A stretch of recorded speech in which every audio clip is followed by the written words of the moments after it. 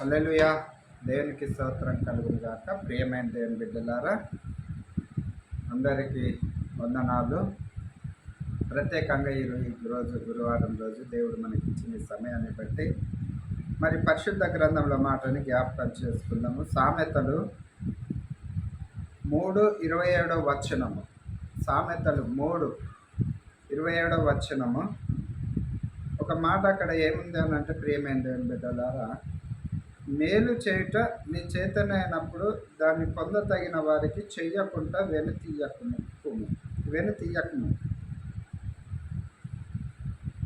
ద్రవ్యము నీ యొద్ద నుండగా రేపిచ్చేదను పోయి రమ్మని నీ పొరుగు వానితో అనవద్దు. ప్రియమైన దేవుని బిడ్డలారా, ఒకసారి ఆలోచన చేద్దాము. మేలు చేయటం అంటే ఏంటి? భూమి మీద అనేకులు మేలు చేస్తాడు. దేవుడు నమ్మిన వారేమి, నమ్మని వారేమి, మన స్నేహితులేమి, మన బంధువులేమి, మన ఆత్మీయులేంది, మన గ్రామస్తులేంది, మరి మన జీవిత ప్రయాణాలలో కొన్ని సందర్భాలలో మనము ఒక ఊరు ప్రయాణం వెళ్ళేటప్పుడు మనకు ఆ మధ్య కాలంలోనే ఆ బస్సు ప్రయాణం కావచ్చు, ట్రైన్ ప్రయాణం కావచ్చు, ఇంకే ప్రయాణంలో కూడా మనం కొనసాగుతున్నప్పుడు ఒకరికి ఏముంటుందని అంటే సవాసం ఏర్పడుతుంది, ఒక ఆత్మీయత ఏర్పడుతుంది. మీరు ఎక్కడికి వెళ్తున్నారు, మీదే ఊరు, మీరు ఎక్కడ దిగుతారు అని ఇటువంటి టాపిక్ వస్తుంది. మాది పలానూరు అన్నప్పుడు అరే మాది కూడా అక్కడే అనేసి ఒక ఆత్మీయత అనేది, మాది కొత్తగూడమే, మాది రుద్రంపూరే, ఇట్లా అని ఒక ఆత్మీయత కలిగినప్పుడు ఒక అనుబంధం ఏర్పడుతుంది. ప్రియమైన దేవుని బిడ్డల, ఆ అనుబంధంలో, ఆ ప్రయాణంలో అక్కడ ఏం జరుగుతుందని అంటే, వారు ఏదైనా తినే సమయానికి ఈ తోటి సహోదరుడు ఉన్నాడు కదా, తనకు కూడా ఇస్తాడు. మరి అది మేలు చేసినట్టే కదా, తోటి సహోదరుని గౌరవించినట్టే కదా.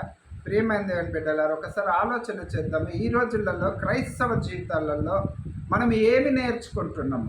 పరిశుద్ధ గ్రంథంలో ఉన్న మాటల్ని నేర్చుకుంటున్నామా, లేదా వ్యక్తిగతంగా మనము నేర్చుకుంటున్నామా?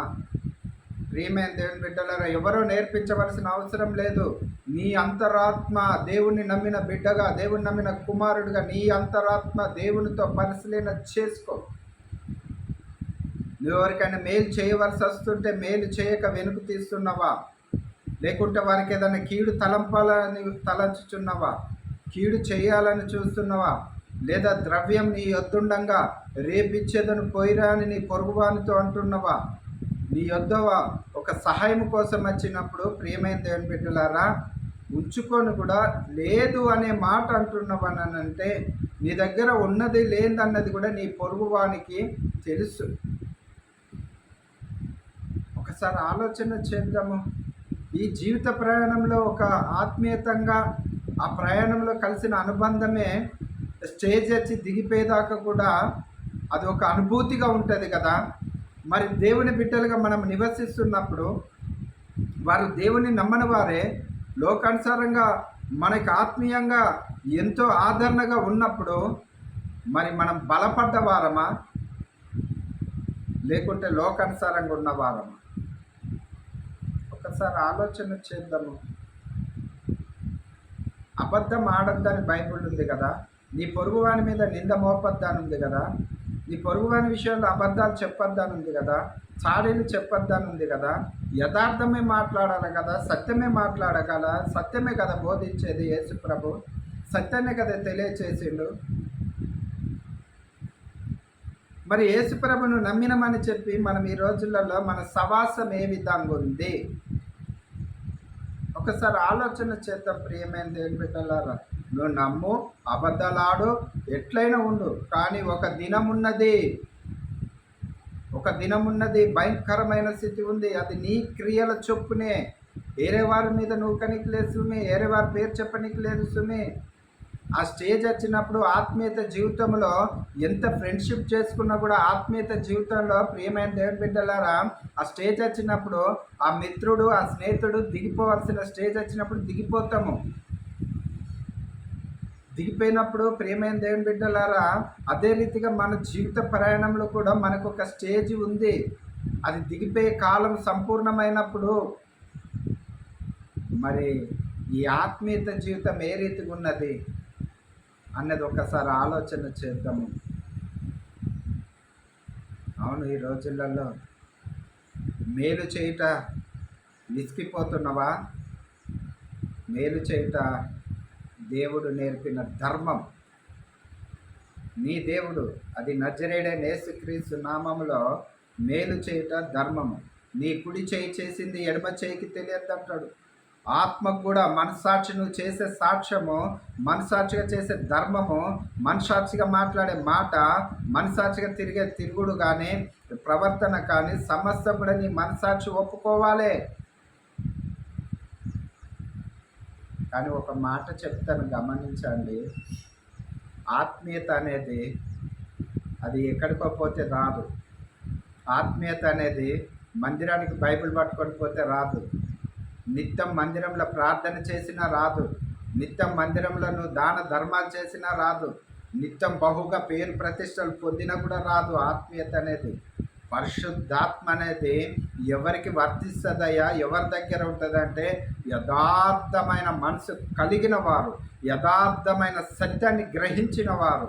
అతని వారి దగ్గర ఏముంటుంది అంటే సత్యానికే చోటు ఉంటుంది. ప్రియమైన బిడ్డలారా, ఈరోజు నీ జీవితంలో, నా జీవితంలో సత్యం అనే దానికి విలువ ఉన్నదా లేదా? ఒకసారి ఆలోచన చేద్దాము. ద్రవ్యం నీ వద్ద ఉండగా రేపు అనేసి అని అంటున్నావు. మరి వారు ఎంత బాధపడుతున్నారో, అబద్ధం చెప్తున్నావు, వారు గ్రహించిండ్రు. ప్రియమైన దేవుని బిడ్డలారా, ఇక్కడ ఒక మాట చూడు, 28వ వచనం. ద్రవ్యము నీ యొద్ద ఉండగా రేపిచ్చేదను, పోయి రమ్మని నీ పొరుగువాని యొద్ద నిరుత్రుడవై నివసించు కదా. ప్రియమైన దేవుని బిడ్డలారా, ఒకసారి ఆలోచన చేద్దాము. దావీదు కీర్తనలో ఒక్కొక్కసారి ఏముంటుందంటే ప్రతి విషయంలో కూడా కృతజ్ఞత చెల్లించాలని ఉంటుంది. కృతజ్ఞత ఏనంటే ఏంటంటే అది ఆత్మపూర్వకంగా. ఈ రోజులలో మనం ఒకసారి ఆలోచన చేద్దాము. చాలామంది ఎన్నో రకాలుగా, ఎన్నో భావాలుగా కృతజ్ఞత అనే మాటను వాడతారు. అసలు కృతజ్ఞత అంటే ఏంటి? కృతజ్ఞత నువ్వు ఎందుకు చెల్లించాలి, దేనికి చెల్లించుతున్నావు, దాని అర్థం ఏంది, అసలు దాని భావం ఏంది? చెల్లించకపోతే ఏంటి, చెల్లించితే ఎట్లా? చెల్లించాలని అంటే ఏమి కలిగి ఉండాలి? కృతజ్ఞత అనేది చెల్లించాలంటే ఏమి కలిగి ఉండాలి? దేవుడు తెలుసు కదా. యేసుప్రభుని అంటే ఈ సర్వ సృష్టి మీద తెలియని వారు లేరు. కానీ దేవుని ఆలయంలోకి వెళ్తూ మనం నివసిస్తున్న మనము, దేవుని కోసం తెలిసిన మనము, దేవునికి కావాల్సినది ఏంటి? నువ్వు కృతజ్ఞత అర్పించేటప్పుడు, కృతజ్ఞత కూడిక పెట్టేటప్పుడు ఏమి కావాలి? దేవునికి కావాల్సింది ఫస్ట్ నీ మనసు కావాలి. మనుషుల కోసం చేయకూడదు. దేవుడు నీకు చేసిన మేళ్లను బట్టి, దేవుడు నీకు చేసిన కృతజ్ఞతగా ఆయనకు నువ్వు అర్పిస్తున్న అర్పణ అది ఏదైనా కావచ్చు. అది ఏ రీతిగా చేయాలో మనుషులు మెచ్చుకునే విధంగా చేయకూడదు. మనుషుల మెప్పు కోసం చేయకూడదు.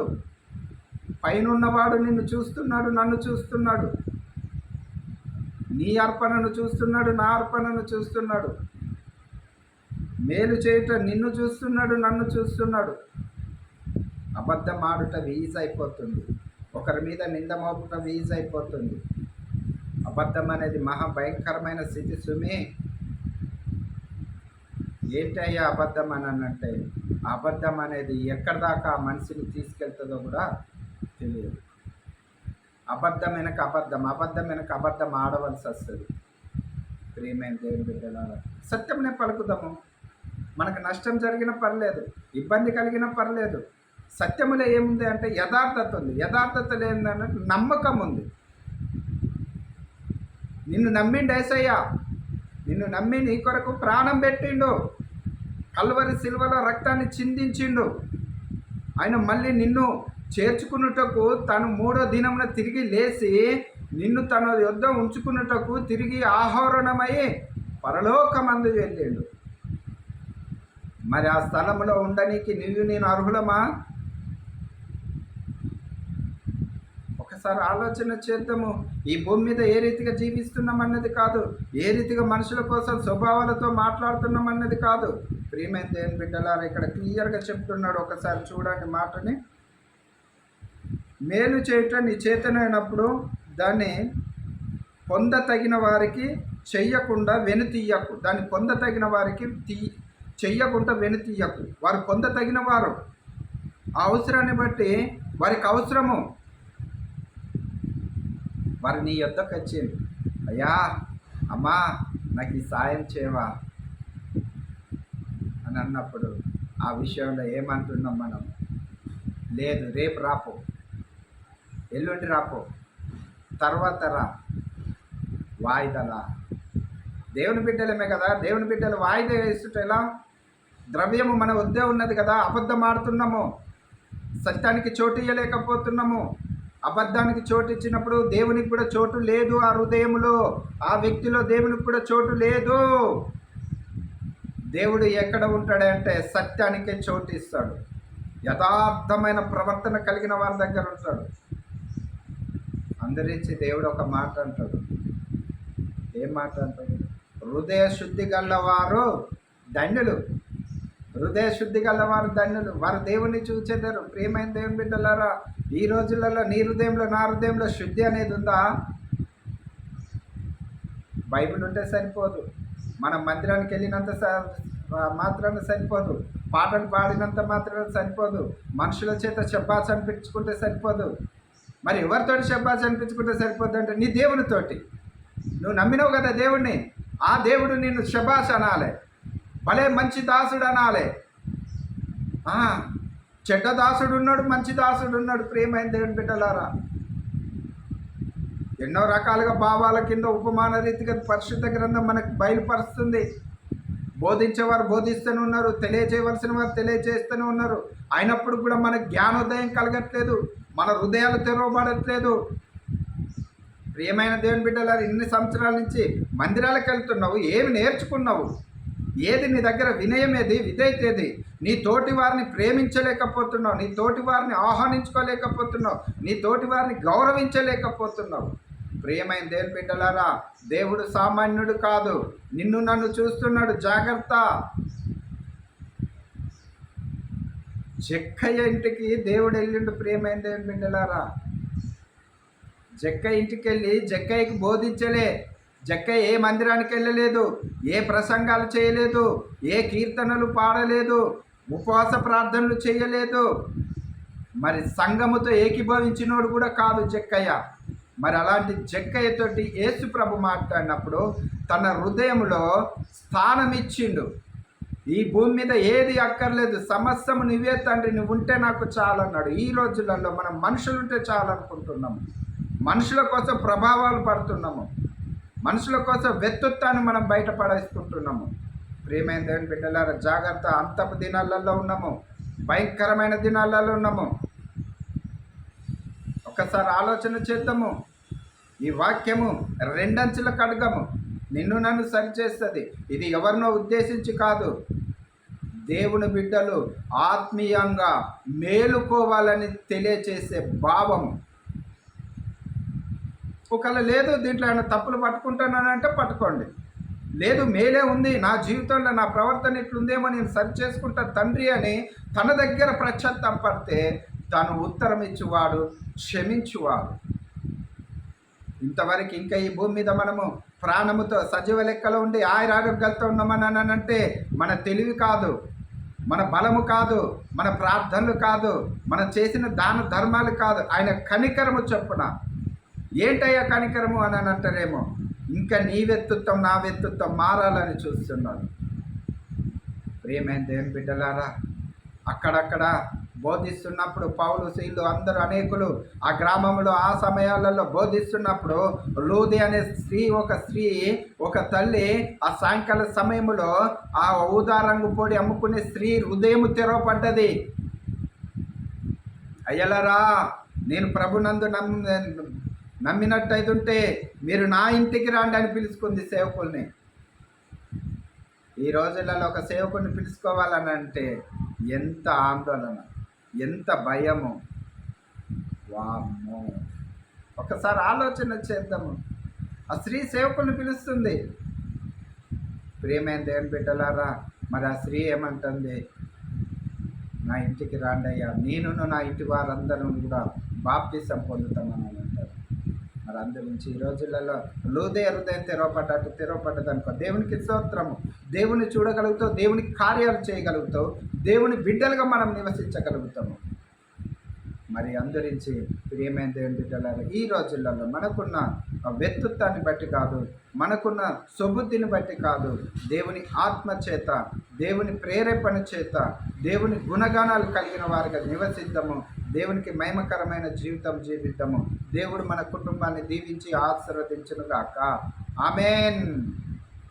Praise Lord. చాలా మీకు సమాధానం కలుగును గాక.